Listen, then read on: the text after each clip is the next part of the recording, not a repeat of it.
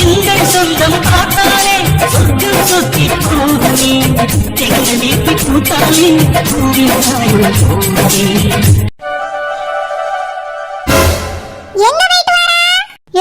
என்னத்தை கேள்வி இது? மாறு வீட்டுக்கு போயிட்டு வரேன்.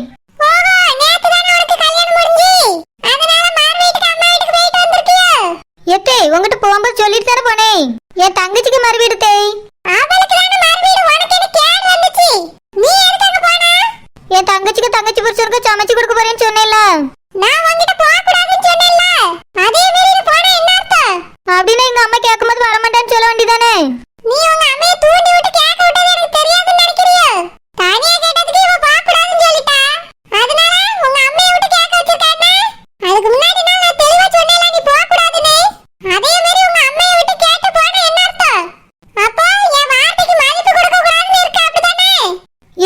அங்க எங்களுக்குன்னு யார் இருக்கா? எங்க அம்மா தான் ஒத்தையில கிடந்து கஷ்டப்படுவா. அதனால தான் நான் உதவிக்கேன்னு போனேன். எங்களுக்கு வேற யாரும் இருக்காவல என்ன? யாருமே இல்ல தேய். ஏன் உங்க அம்மா இருக்காவல? ரெண்டு பேருக்கு சோறு பண்ணி போட முடியாது. உன் தங்கச்சி இருக்கால, அவ கூட மாட ஒத்தாசி செய்ய மாட்டாளோ? நீ இங்க இருந்து அங்க ஓடணுமா? அங்க போய் இருந்துட்டா இந்த வீட்டு வேலையெல்லாம் யார் செய்வா? நீ தானே இந்த வீட்டு மருமவா. நான் தான் மருமவான நெட்ட மாதிரி இருக்கல்ல. அவனா நீ இந்த வீட்ல வேலை செய்ய கூடாது. அப்ப அவ மட்டும் இங்க இருக்கட்ட, நீ கிளம்பு. எத்தே என்ன எத்தே? என் சொல்ல மீறி பேயிட்டு வந்துட்டு எத்தே நொத்தேன்னு கிட்ட இருக்கா. போவாதனா அதுக்கு முன்னாடி வந்து படிச்சு சொன்னேன் உன்கிட்ட. ஒரு வார்த்தை கேட்டியா? எத்தே நீங்க சரின்னு சொன்னனால தான் போனேல்ல, நான் பேர்க்கவே மாட்டேன். சரின்னு உங்க அம்மையை விட்டு கேட்டதானே சொல்ல வச்சா? இல்லன்னா நான் சொல்லிருப்பேன். அதுல நின்னுட்டு கூட போக வேண்டாம்னு சொல்லிட்டு இருந்தேன். உன் அம்மா தான் அப்படி வந்து கேட்காத. கேட்டி கொடுத்த பிள்ளைங்க வீட்ல நிம்மதியா இருக்க விடுவான்னு இல்ல அவங்களுக்கு. எப்ப பாரு அது இதுன்னு சொல்லி கூப்பிட வேண்டியது. அன்னைக்கு என்னடா கல்யாணத்துக்கு எங்களுக்கு யாரும் இல்ல வந்து விழுந்துறேன்ட்டாவே. இப்ப என்னடா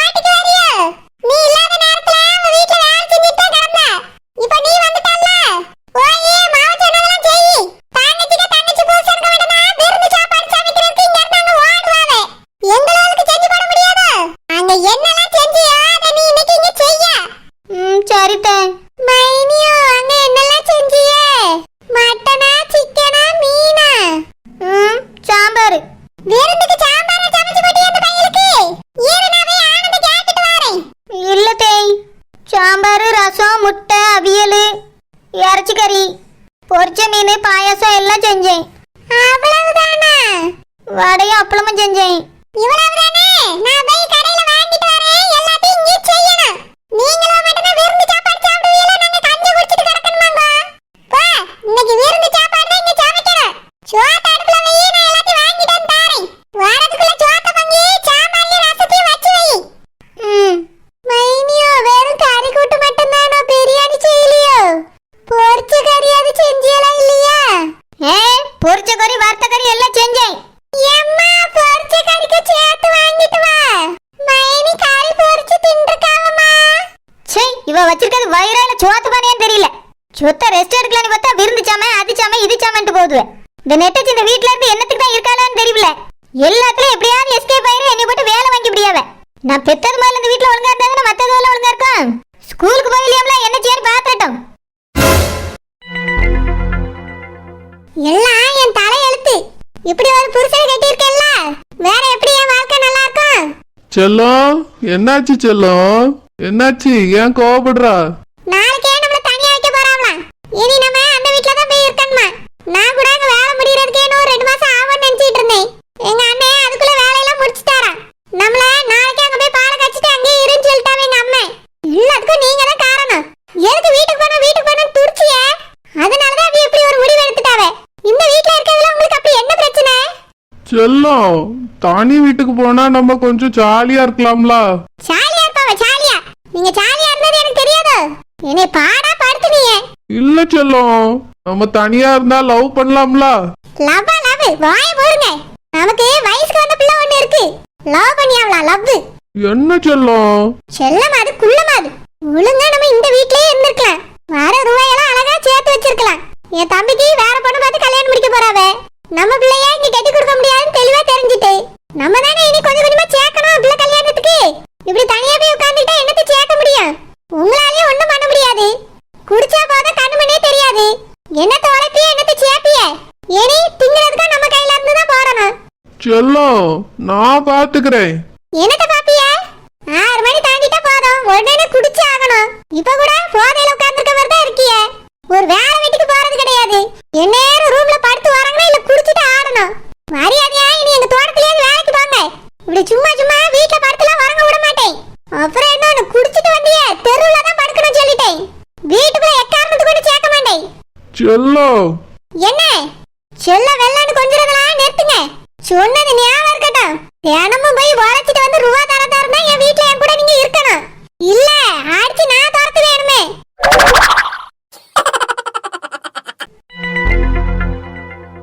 அருணே, இல்ல அப்படி இல்ல செல்லு விளையாட்டு பையன விளையாட்டு விளையாடிட்டு இருக்க. இல்ல ஒன்னேதான் கூப்பிடியே கோதல வாங்கின பாரு. அப்பன் புத்தி அப்படியே வந்துட்டு உனக்கு. அம்மா என்னல அடிச்சாதான் அம்மன் தெரியுதா? எதுக்காக நீ பள்ளியத்து போகாம இருந்தா? இன்னைக்கு உன்னை கண்ணை ரெண்டை விட்டுட்டு தோலை உரிச்சு தொங்க விட்டியும் பாரு. எதுக்கு அடிக்கா? இல்ல எதுக்காக பள்ளியத்துக்கு லீவ் போட்டா? அந்த கிழவி சோறு கட்டி தரேன்னு சொன்னதுக்கு வேண்டாம் சொன்னியாமே. ஏல நான் இல்ல நீ பள்ளியத்து போக மாட்டியோ? பொண்ணு வாங்கி தர மேய்க்க போறியா? ஏதேப்பா உன்னாலதான் எனக்கு பெரிய சேரையா இருக்கு. ஒரு இடத்துக்கு போனா உன்னால அங்க நிம்மதியா இருக்க முடியுதானே? பள்ளியத்துக்கு போனியா போகலையான்னு நினைச்சிட்டே அதே மாதிரி நடந்திருக்க நீ. எதுக்காக பள்ளியத்து போகாம இருந்தா? அம்மா என்ன பாட்டிட்டா நான் பள்ளியத்துக்கு கிளம்புற சோறு தாங்கன்னு கேட்டேன். பாட்டி தான் உனக்குல சோறு கட்டி தர முடியாது, பள்ளியத்துக்குள்ள பாட்டா லீவ் போட சொல்லிட்டாவே. என்னது அந்த கிளவி சொல்லிச்சா? ஆமா, சின்ன பொண்ணு மட்டும் பள்ளியத்துக்கு போறாளே, நான் மட்டும் ஏன் போக கூடாதுன்னு கேட்டேன். அவளுக்கு அவ அம்மா இருக்கா, எங்கேயாச்சும் சோறு வாங்கிட்டு வந்து கொடுப்பா, உனக்கு நான் வாங்கிட்டு வந்து கொடுக்க முடியுமோ அப்படின்னு கேட்டாவே. தெருவா போயினாலும் பிச்சைலாம் எடுக்க முடியாது, நீ வீட்டுல இருன்னு சொல்லிட்டாமா பாட்டி. அதனாலதான் நான் பள்ளியத்துக்கு போகல. அன்னைக்கு கிளம்பியாட்ட அப்படி சொல்லலையில நான் சோறு வாங்கி தாரேன்னு சொன்னேன். உன் மொழிந்தா போகலன்னு சொன்னவே. அம்மா நிஜமா சொல்லியம்மா, பாட்டி தான் பள்ளியத்துக்கு போக வேண்டாம்னு சொன்னாவே. காலையில தோசை கூட 2 தான் சுட்டு தந்தாவ பாட்டி. கூட அவனு கேட்டதுக்கு உங்க அம்மாட்ட போய் கேளுன்னு சொல்லியாவே. இந்த கிழவி இப்படி பண்ணிட்டு உன் மேல பழி போட்டுருக்கு. கிழவிக்கு இருக்கு இன்னைக்கு. ஏத்தே இங்க வாங்க. என்ன எதுக்கு அப்படி குளிச்சிட்டு கிடக்கா? அடுப்பாங்கரையில இருப்பான்னு பார்த்தா அப்படி போயிட்டு ரூம்ல வந்து கிடக்கியேனே. வா கால் வாங்கி வச்சாச்சு, போய் சமையல் ஆக்கு. சமையல் தான் ரொம்ப முக்கியம். என் பிள்ளை பள்ளியத்து போடான்னு சொல்லிட்டு ஏன்டா எப்படி போய் சொன்னீங்க நீங்க? உன் மோனுக்கு நான் சோறு வாங்கி தாரேன்னு சொன்னேன், வந்து வேண்டான்னு சொல்லிட்டான்னு சொன்னியே. அவன்கிட்ட கேட்டா பாட்டி தான் போக வேண்டான்னு சொன்னான்னு சொல்லியா? எது உண்மை தேய்? பாயவுல எல்லாத்தையும் பாட்டு குடிச்சிட்டு போல இருக்கே. இங்க பாரு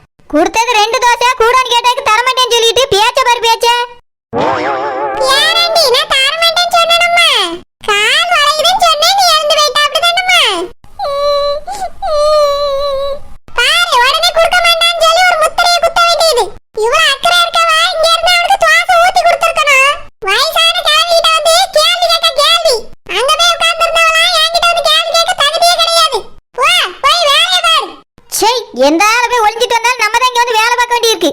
அவ அந்த வீட்ல எதுக்கு இருக்கான்னு எனக்கு தெரியல. எதுக்கு உங்க அம்மா அப்படி சொன்னா? உங்க அம்மா ஒழுங்கா இந்த வீட்ல இருக்கட்டோம்னா உன்னை லீவ் போட வச்சிருக்கு. வந்த உடனே உங்க அம்மா நீ பாட்டு கொடுக்கறியோ? பாட்டு அம்மா அடிச்சிட்டா. வா ஆத்தாளுக்கு அம்மா வீட்டுக்கு போயிட்டு வந்த உடனே கொழுப்பு அதிகமாயிட்டு. அங்க விருந்து சாப்பாடுலாம் கொழுப்பு குடல சுத்தி இருக்கா. இங்க வந்துட்டால இனி காரச்சிடுவா. ஏய் சூர்யா, எதுக்கு ஃபோன் பண்ணி அவசரமா வச்சனே? கதிர், அந்த ஃப்ராட் இருக்கான்ல, அவன் ஏமாத்துக்காரன்னு நினைச்சிட்டு இருந்தேன். ஆனா சரியான ஃப்ராடுங்கிறத இப்பதான் புரிஞ்சுக்கிட்டேன். இப்பெல்லாம் பணம் ஏமாத்தி வாங்கிட்டு போயிட்டு இருக்கான்டா.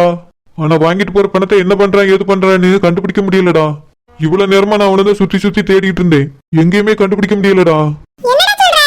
அம்மா எவ்வளவு பணம் வாங்குனா? கொஞ்சமா நஞ்சமா 5 லட்சம் கதிர். 5 லட்சமா? அது எப்படிடா லட்சுமி அண்ணன் கொடுத்தாரு? அவன் சென்டிமெண்டா பொய் சொல்லி ஏமாத்தி வாங்கிட்டு போறான்டா. அன்னதான போட போறேன்னு அண்ணன்கிட்ட பொய் சொல்லியிருக்கான். அண்ணனும் உடனே அவன் சொன்னதை நம்பி பணத்தை எடுத்து கொடுத்துட்டாரு. நான் பக்கத்திலே தாண்டா நின்னேன். என்னால எதுவுமே பண்ண முடியல. இது மட்டும் இல்லடா, இதுக்கு முன்னாடியே காசு வாங்கியிருக்கான். அதான்டா எனக்கும் தெரியல. எல்லாத்தையும் அஸ்வின்ட்டு கண்டிப்பா சொல்லியிருப்பான். கண்டிப்பாவே அந்த பணத்தை நல்ல விதமா செலவு பண்ண மாட்டான். ஏதோ ஒண்ணு தப்பு பண்றான்டா. நீ கொஞ்சம் அஸ்வின்ட்ட கேக்குறியா? நீ அப்படி கேட்காத கதிர். நாளைக்கு அவனை பார்க்கும்போது நேத்து முழுக்க உன்னை பார்க்கலையே எங்க போனேன்னு கேளு. அப்புறம் இப்பெல்லாம் ரொம்ப சந்தோஷமா இருக்க மாதிரி இருக்கு, என்ன விஷயம்னு கேளு. ஏதாவது ஒரு வகையில கண்டிப்பா என் வாயிலிருந்து உண்மை வரும். அஸ்வின் அந்த ப்ராடு மாதிரி கிடையாது. சரியான உளர்வாய் தான், கண்டிப்பா உளறிடுவான். நீ அவன்கிட்ட எப்படியாவது கேட்டு சொல்லு கதிர். சொல்லுவான்டா, சொல்ற மாதிரி கேளு. அப்பதான் இதுக்கு மேல அவன் பணம் வாங்கினா என்ன பண்றான் ஏது பண்றான்னு நம்மளால கண்டுபிடிக்க முடியும். அண்ணாக்கிட்டே அப்பதான் அவனை மாட்டி விட முடியும். சரி கதிர், நீ வீட்டுக்கு போ, நான் தோட்டத்துக்கு போறேன்.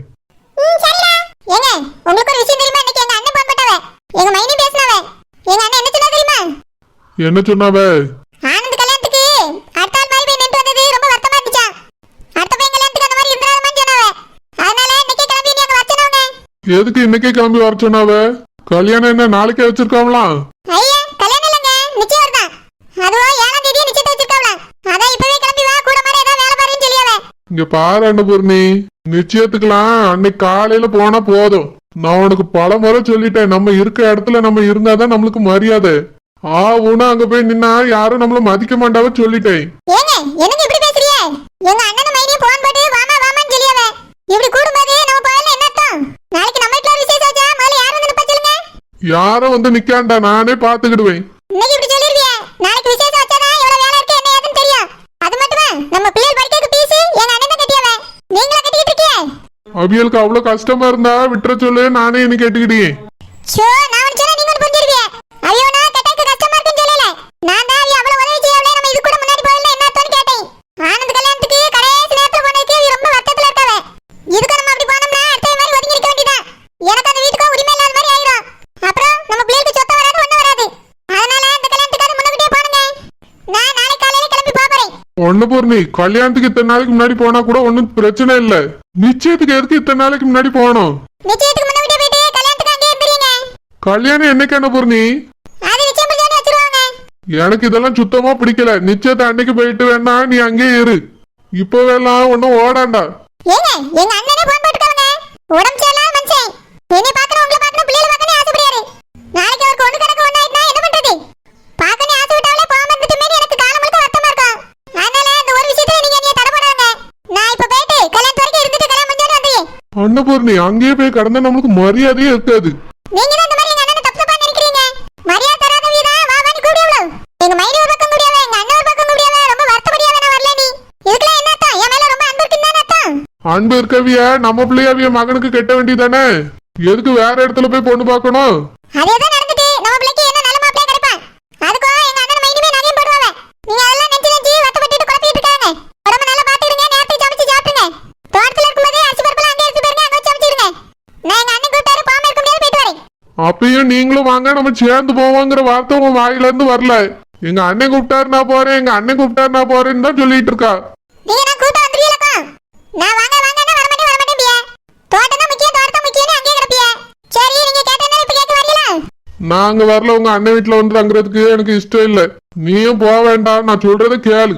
முடியாதுங்க, எங்க அண்ணன் வரச்சன பிறகு என்னால இருக்க முடியாது. நான் போயிட்டு வரேன், எப்படியா சமாளிச்சுக்கிறேங்க.